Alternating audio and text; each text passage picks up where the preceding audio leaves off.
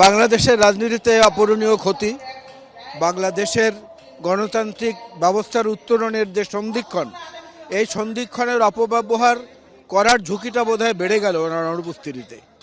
এবং সেটাকে সামাল দেওয়ার জন্যে নতুন যে নেতৃত্ব বিএনপির, দেশনেত্রী বেগম খালেদা জিয়ার সন্তান এবং শহীদ জিয়া বীরুত্তমের সন্তান জনাব তারেক রহমান, তার উপরে আমরা বিকল্প আস্থা রাখছি।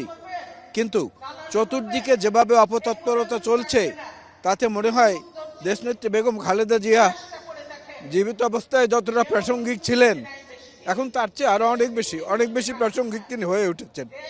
এবং গোটা জাতি আজকে শোকে স্তব্ধ হয়ে সেই শ্রদ্ধাটাই তার প্রতি জানাচ্ছেন যে আজকে আপনাকে বড় বেশি প্রয়োজন ছিল দেশের এই গণতান্ত্রিক উত্তরণের এই ট্রানজিট পয়েন্টে।